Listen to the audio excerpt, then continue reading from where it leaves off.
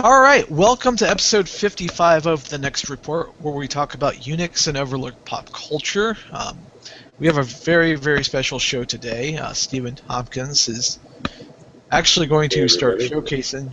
Yeah, there he is. He's going to be showcasing some stuff today because the topic for today: mobile devices. Mobile, from tablets to smartphones, um, and modern e-readers, which are glorified tablets. Anyway, so we kind of segued last episode regarding all of that, and I actually tried to see what can happen if you try to use your phone as your primary computing device, and we'll kind of get into that a little bit later. But um, what the like you've been looking at Android L, and you showed me some of the interfaces and such like that, and it kind of reminds me of you know the appearance of Chrome OS of late too. It looks like they are kind of converging in look and feel to a point. They are a little bit, and I wrote a little quick app that I'm going to show you guys here in a minute. If I can get this thing to go onto the home screen. There we go. Anyway, uh, if you guys have Android 4.4 KitKat, some of the design is still similar, all the way from 4.0 to 4.4. Only some things changed. Mostly was the internal design of an app. And one of the biggest things that most people probably notice when you look at this is the buttons down at the bottom. The buttons that you're used to, your back button, your home button, and your applications button have all changed. And it looks like you might be playing with a PlayStation right now because it's a triangle, a circle, and a square. And like, for example, you open up the square, it brings up what's supposed to be, you can probably see these transparent things here. Oh, there we go. Transparent windows here, which will be the apps that you would have open, and I don't know why it's not showing things up right. Maybe it might be a bug or something. But anyway, um, I made this little app here just to kind of show you what the design and everything looks like, so I'm going to open it up.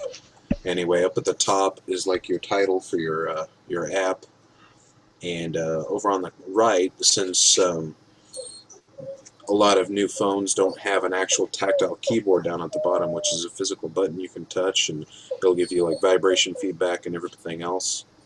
Up at the top, you have a basically a menu that you can go into and you settings or whatever. That's just an example, a placeholder of what you can do with the app. There's all kinds of stuff. I don't think there's any apps out for Android L at the moment, so anyway, your circle's your home button. You go there, and then you can go into your apps, and then you've got all your Google apps and everything else that come with the phone. Messaging's changed probably a little bit. If it'll open, it's a little slow on the emulator, but I think that's pretty much the same design as it was for 4.4, with maybe some minor changes. Uh, anyway, I also have an emulator of Firefox OS up and running, and this, I don't know why it's so much smaller, but let's see. Okay, maybe I can't make it bigger. Anyway, but it's very similar to Android and your iOS device, that you can have. You got your shortcut icons down here at the bottom. You got a phone, your dialer. You got your messages, and the design is much different here than it was in like Ubuntu Touch or Android or anything else. What's that? Oh, that's your contacts. Okay, I don't know why that's not loading. Oh, apparently I don't have a SIM card. I wonder why. And there's a web browser, and you can. It's got your history over here, your bookmarks. I don't think I've done anything with it, so I don't know what that is. Apparently I have some Spanish bookmarks that's already been prepared for me. That's great. So I don't need to worry about making some Spanish bookmarks. So there we go. Then I guess this is to okay. In this emulator, I guess I can emulate coordinates for a GPS, since I'm not actually physically interacting with a GPS. I can put in whatever coordinates. I could probably put in like Argentina or something, I don't know, and say I'm in Argentina. But anyway, you got some settings here, and it's a very similar layout to what Android would be. Like down at the bottom, it's got information about your device. It says your software version, and for those of you that don't know, Gecko is basically the rendering engine that Firefox is used for ever. Let's see, what's some more information? Oh, and here you can find out like your IP address and build numbers and stuff that most people don't really care about. Hardware revision, your MAC address. I don't physically have a MAC address because it's a virtual machine, so I have 42 gigs of available storage. That's probably all emulated as well. So, and you'd probably go in here to turn on your Wi-Fi and everything else, or you can. Okay, you can drop down. Here's like just like on Android, you can pull this down and turn on your Wi-Fi, turn it off. I think that is your GPS locator. Airplane mode, Bluetooth settings. Go back to the settings I was at. So, in a lot of ways, it's very similar to Android. Oh, one thing I didn't talk about in Android. Let's go back to Android now. Over here, they've integrated Android a lot more with Google Plus. So, like if you swipe down for your notifications, and then you can swipe down a second time. Let me see if I can get it to do it. Oh, come on. This would be easier on a touch screen. Come on, you can do it. Nope. Well, anyway, let me see if I can get it down a little bit farther. Maybe not. I'm having a horrible day with this. Well, basically what it is what used to be up here at the top in Android, like you could turn on your Wi-Fi, your GPS, your Bluetooth, all that other stuff, turn it to vibrate and everything. All that other stuff is basically you swipe from the top of the screen twice now, and it's supposed to bring that down. One more try. One more try. It's just not wanting to cooperate. But the top up here has been changed. You've got your time over here. They no longer show the date. So those of you that rely on your phone to find out what date it is, now you have to go to your calendar. And over here on the right side, you see this little person icon. That's what I was talking about when it's been more integrated into Google+. Right here, if you sign in with your Google account, your Google Plus account is going to integrate with it more, and it's going to have your profile picture show up right there. So some of these icons have changed a little bit. Let me see. I don't think there's anything else I can remember. Oh, there's the date. I knew they put it somewhere. When you swipe down a second time, it'll show up with the date underneath there. You'll see it right here underneath the time. And then another thing you can probably see up there at the top is it says cast screen. For those of you that are familiar with the Google Chromecast technology, which is basically like a little thing that plugs into your HDMI port and a USB port on your TV, you can share your screen from your phone, your tablet, your Chromebook. I think soon to be coming to Linux and Mac devices.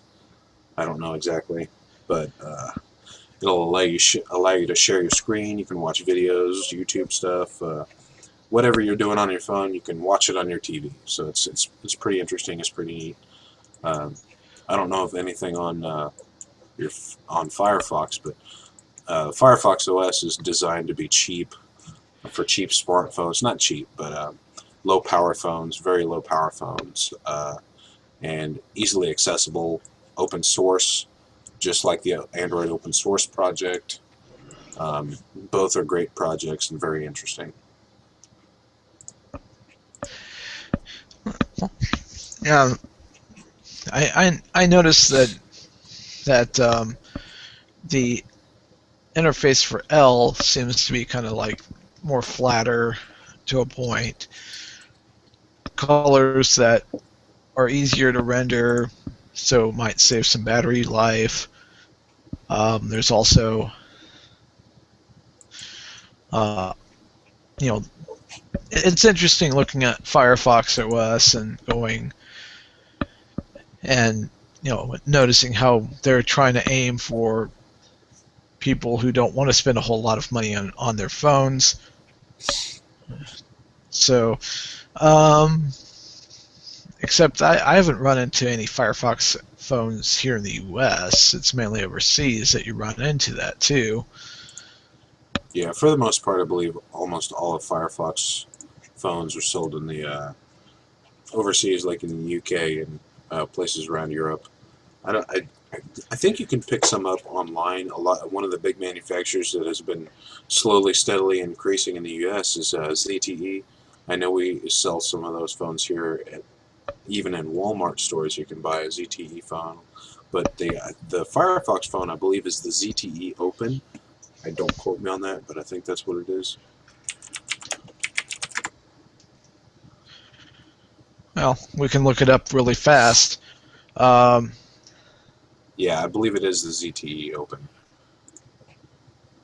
But you should be able to buy that online. I'm seeing some Google prices showing up right now for anything ranging between $300, which is for the Open C. I don't know what that is, but that's on eBay, and $60 brand new on Newegg.com. So, and that's just for a regular ZTE Open. I don't know if there's anything special about that or not.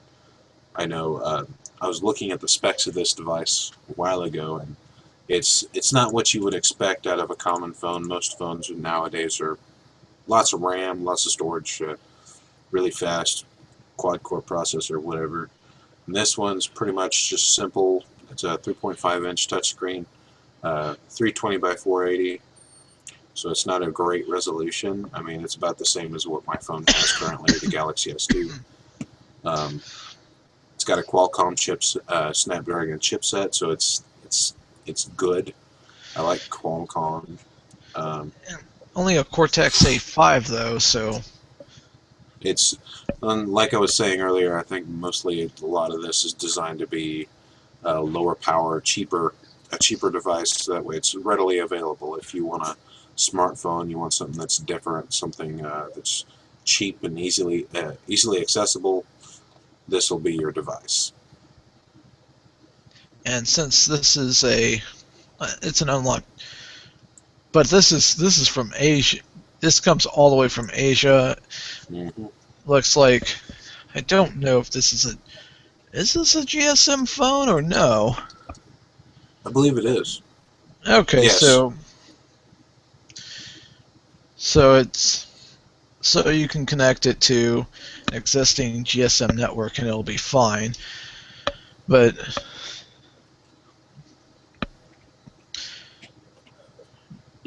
and it's a single core processor, so it's not,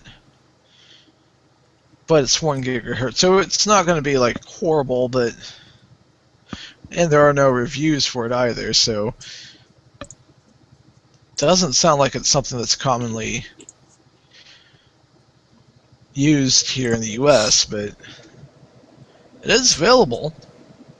Well, and Samsung, or not Samsung, I don't know what I'm thinking. I'm jumping forward. Sorry.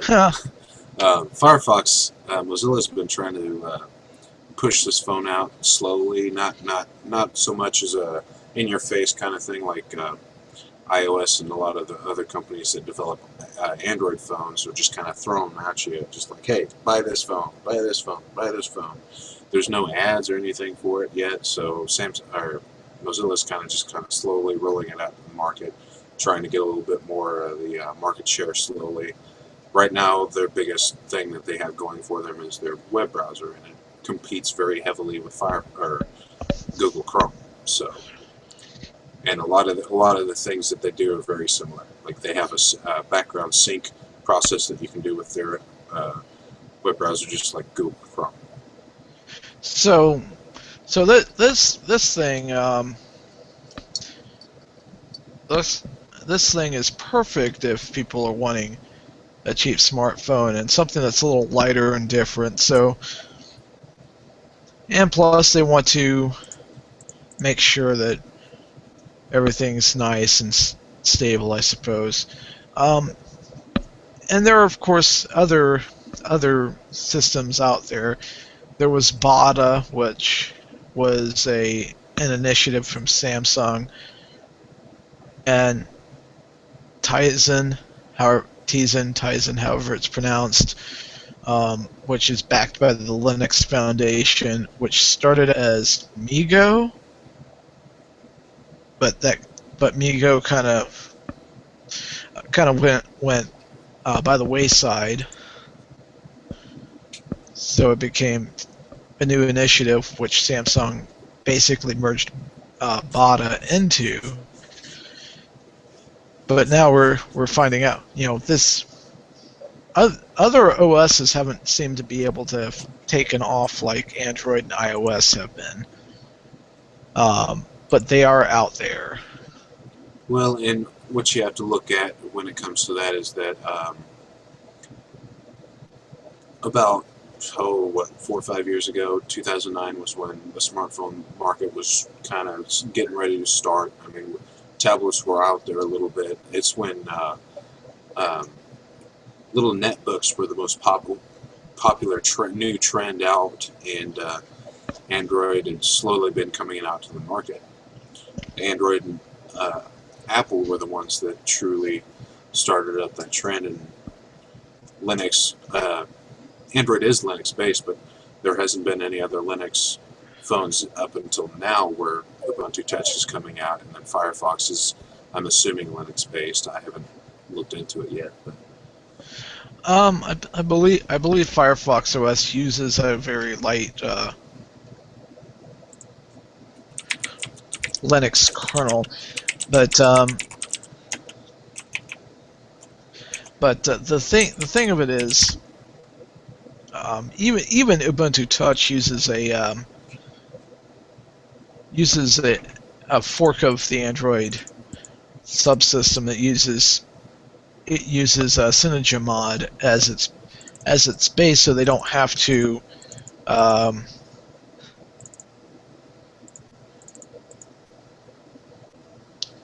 and according to Wikipedia, based on Linux kernel, but for Firefox OS.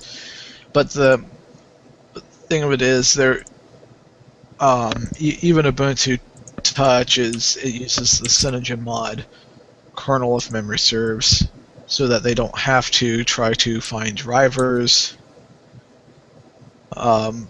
just for that operating system for various devices. So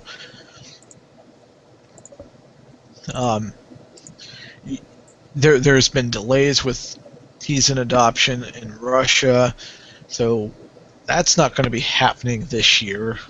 It was supposed to have been this great victory, and that kind of went by the wayside. And Ubuntu Touch is still kind of getting delayed. They're kind of sort of moving towards release to manufacturing, from what I've looked at.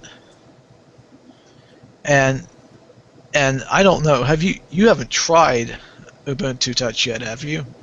no, I haven't. I know I originally tried to run it on my the Linux side of this desktop I'm on right now, and I think I had some issues with it. I can't remember exactly, but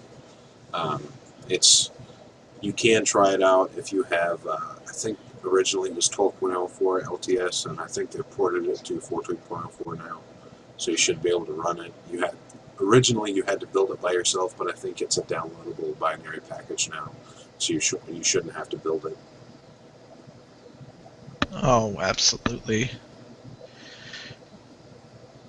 But it's just there's all delays, taking longer than anticipated, maybe not having enough developers working on it, and everything else.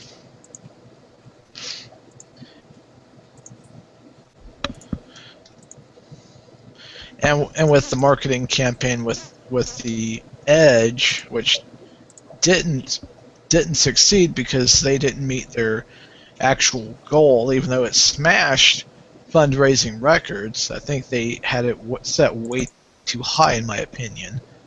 Yeah, it was a much too unrealistic goal.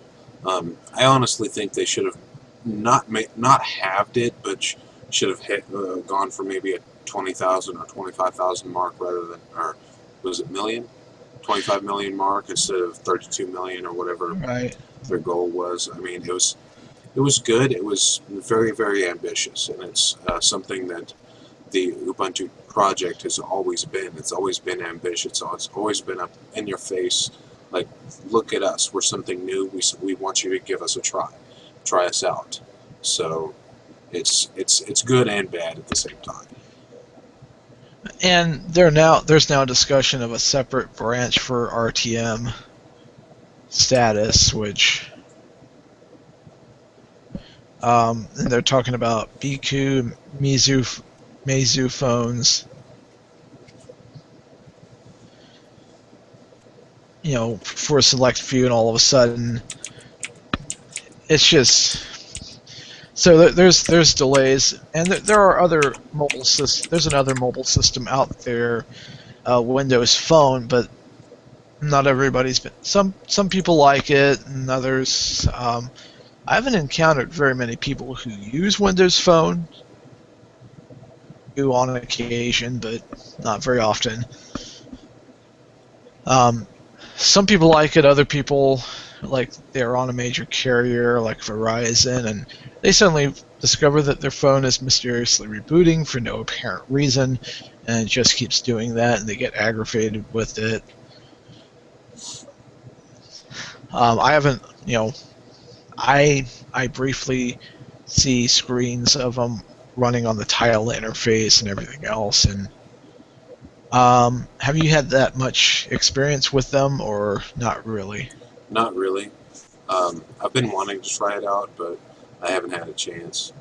So I've mostly been focusing a lot of my efforts on Android, partially from an Android programming class and being a developer, and I've looked into Firefox OS a little bit, and for the most part it's interesting. I would like to get the chance to look at some of the others, but like I said, I had trouble with Ubuntu Touch, and then just I don't have any availability for devices or anything else for any of the other operating systems.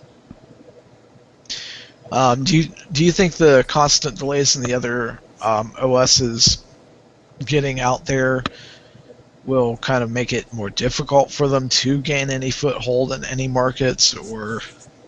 It's going to be extremely difficult for them to get any sort of foothold in the market. Right now, I think the only group that has the chance would be Mozilla, with them already having Firefox phones on the market, and a big target for a lot of these other open operating systems and everything else has been overseas, because a lot of people that are traveling or that live overseas instead of in the United States where we're based, is they want more than just one SIM card.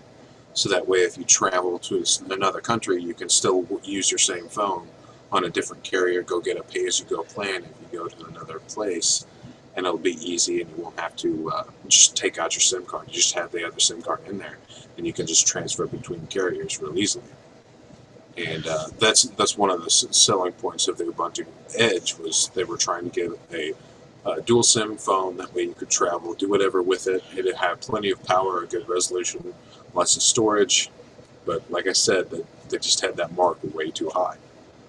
And ironically, I think we're going to be seeing more mobile devices being used, which will bring us to kind of the big $20,000 question in a moment.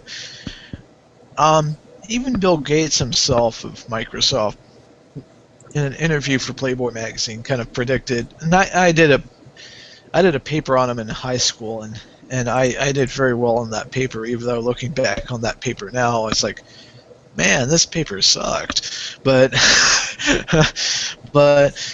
I noticed that I remembered that article where he talked about something called the wallet PC, where you would be able to validate entryway into events. Instead of presenting a ticket, you would be able to present like something like this, and hey, take a look on here, I paid, let me in, that sort of thing. He was one of the things that he talked about a lot of was mobile devices with some sort of input, like a little stylus pen or something like that. Um, so even he saw the need for mobile conversions in the future.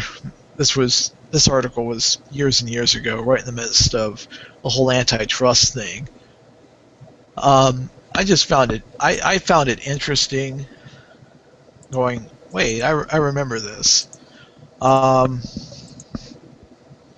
but what are your thoughts on that? Do you see more mobile devices coming into fruition, and if so, are they going to start replacing the functionality we're used to on a desktop on a more regular basis, or is it just more of a supplementation, or maybe a bit of both? I think I think the biggest focus is it's just going to be a supplemental device. Like right now, most people have a tablet. They probably have a tablet and a smartphone and a desktop or a laptop for their computing needs. And a smartphone mostly focuses on something that you can just carry around in your pocket, used for phone calls and everything else. And then if you were saying earlier about using your phone for entryway into like a concert or a stadium of some sort for a sporting event or whatever. Apple's got apps out there for that already. You can buy your ticket or whatever online, and it's I don't remember what it is, but and I also think there's something for that on Android as well.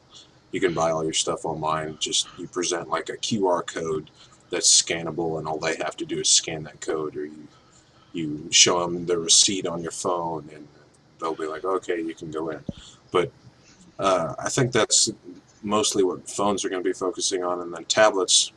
Tablets might be the more of a thing that we'll have to worry about in the future of taking more and more of the usage of desktops away, because one of the biggest pushes that Intel's been doing lately is two-in-one devices over the last year or 2 years or so. And like, for example, Asus had a tablet out a couple of years ago. My fiance actually has it. It's the Asus Transformer Pad Infinity and Prime and that whole series. Now Oh they yeah. have a Windows version of it out, and I can't remember if it's X80. I think it's X86 Windows, not Windows RT. So uh, it's basically just like a laptop or something else, but it's got a keyboard where you can actually attach the tablet into the keyboard and you type on it. It doesn't have a mouse or anything, but it's got a touchpad on that built-in keyboard that you can plug into it, or you can take it off and carry it around like a tablet like you normally would. And that's one of those biggest things that Intel's been pushing the last couple of years is two-in-one device, a device that can function as a tablet and a laptop. And So they're breaking those barriers down and slowly converging into taking some of the usage of desktops and laptops away. I don't think it'll completely push them out of the market, but slowly it is taking some of the use away of it. like and I've seen, like, I remember the initiative of Ubuntu for Android, which they then Ubuntu Touch instead, where you dock the device to and it hooks up to a monitor of some sort, mouse and keyboard. You have a full-fledged desktop. One of the interesting obstacles that was brought up, because I asked the question on um, I asked the question, do you think tablets will replace notebooks, netbooks? One person was like, possibly netbooks. Another person um, said possibly PCs in the long run. Um, all the way to what you mentioned earlier, the Asus Prime, where you can dock it to a keyboard touchpad combination. But one person who's a businessman pointed out that it may cut into the market a bit, but you need a full keyboard and people that know how to use them, and also pointing out that businesses today, they're still to this day not gonna fully rely on a wireless network. They're gonna have hardwired networks still, even to this day, That's especially true for like larger corporate environments too, because the big challenge, if you have a large corporation, you have a wireless network, the bigger that network, the more vulnerable it is being broken into, the easier the packets are to crack in order to gain access to said network. The less, ironically, the smaller the wireless network, the more time it takes to crack the network's password. so that's some of the obstacles that are out today. I'm thinking might see more and more docking solutions, and the idea of docking making a comeback, because back when portables were just starting to take off, there were docking stations and everything else to add extra ports or even extra hardware to give the whole thing more oomph. But then it just went by the wayside as notebooks got more powerful. Where do you see this stuff heading in the future? Like, besides maybe supplementation. I don't know. I think there might be more docking solutions, like you were saying just a little bit ago.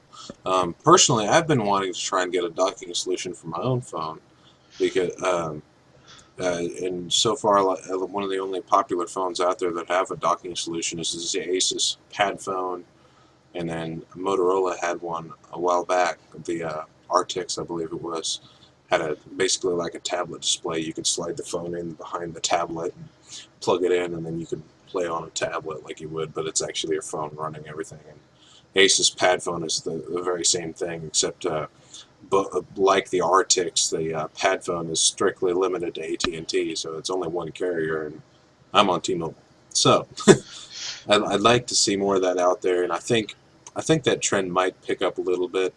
I can't honestly say how far. I have a feeling it might drop off in the end, and something else might come up because with Android L coming out, there's if you've looked at Google's site or anything, LG and Samsung are both releasing Android Wear devices, which are basically a watch that goes around your wrist that, like through Bluetooth or any other things, communicates with your phone. Like you can, like if you wanted to check a message on your phone or something and you don't want to pull your phone out of your pocket and you're jogging or whatever, you could just lift up your watch, tap your wrist, and then swipe, Oh, tap, or absolutely. talk to somebody through your wrist or whatever. I mean, it's something that I think I'd probably enjoy. I used to wear a watch a lot, but I don't so much anymore because I have my phone. So Right. if I had a smartwatch, like I think the LG G watch is running for about $200. I mean, they are expensive because, of course, it's another smartphone basically strapped to your wrist that communicates with your other smartphone that you have in your pocket. So I mean, it's just a device, another device, and another device, things that are all communicating together. It's getting a little crazy with how that's going, but it's an interesting trend, and I think that probably will pick up more than the docking solution will. And it's kind of interesting you mentioning intercommunication between devices, because I was looking for a possible solution to do specific functions on my phone. An interesting part is I'm able to access the Google Play Market on my Chromebook, pull the app up and say, okay, I'm going to install this, and it asked which device. It listed my actual device. I clicked install on the Chromebook, and then it installed on the phone. So I guess that's another way that Android and Chrome OS are kind of connecting together to a point, so to speak. I thought it was very, very interesting, and I tried recording the episode last week, saving it, encoding it into MP3, and then using an FTP client to upload it to the website.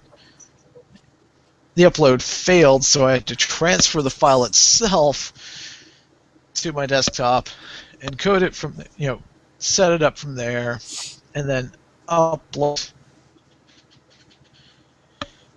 from the desktop to the website, and it worked then. So if I'm wanting to do more and more productivity stuff on something like this, then it's going to be a little while before that can happen, and it would have to be a device that I can possibly turn into a desktop temporarily. So, but I do like the multi-function style devices and being able to do a lot of stuff. This phone that I have, the Note 3, replaces a lot of stuff that I would be trying to use, like a camcorder or just a camera to take pictures with. And I can even take notes on it too if I wanted to, which I do from time to time. So it's just, I don't know, it's an interesting proposition how these tiny devices have so much power in them now, and how they can be used for all sorts of things. So exciting things, really. Oh yeah, very, very exciting. Especially with some new features coming from like Apple's latest mobile OS. The ability to use, you know how on some banking apps you can actually take pictures of your checks for depositing them, and then it can process it from there. Mac Rumors has noted some new possible features in iOS 8. Battery issues aside in the beta, which apparently there have been, they have the Find My Phone, but there's also the credit card scanning. The Safari has the ability to utilize the camera to scan in your credit card numbers when making an online purchase, so you don't have to manually enter your card number. So it's just like, basically it has a screenshot saying public position card in this frame, and bam. And you can also hide images and such from your Photos app, phone call, and here's the one thing that's kind of interesting, and I'm surprised no other carrier is really doing this. T-Mobile's the only one I've encountered that does Wi-Fi dialing, and I do not know why. But it's going to have Wi-Fi calling built in.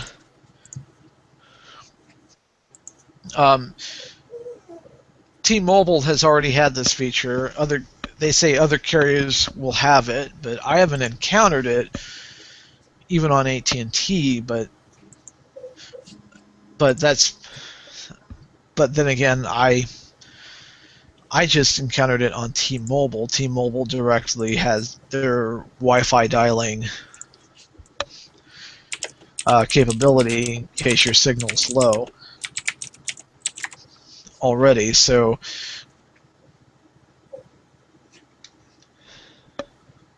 and of course, there's downloading apps through Siri. But I thought the taking pictures of your credit card for an online purchase was interesting in and of itself. Although now you have to keep an eye on your cards a little bit more in case some jerk decides to try to pull a fast one, but that's neither here nor there. Your thoughts on this?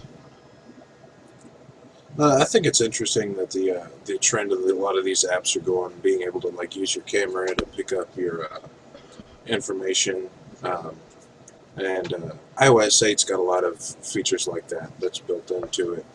So I think a lot of that's probably gonna pick up a little bit. Like another thing on the most recent iPhone, I think the iPhone 5S, the home button, now it's got a fingerprint scanner built into it, which you can interact with that and use it to like check your pulse, stuff like that.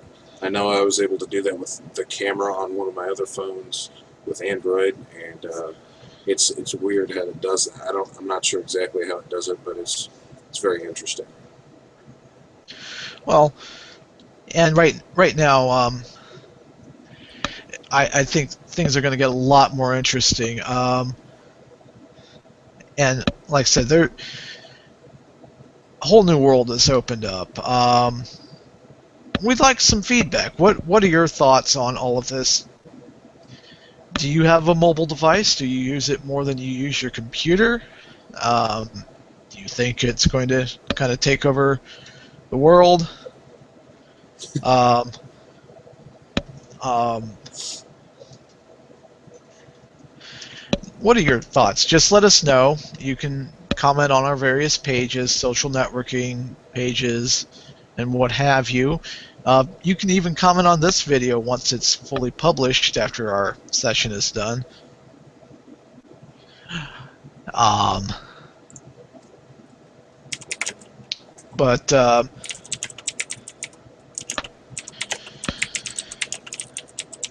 yeah, this. Wow.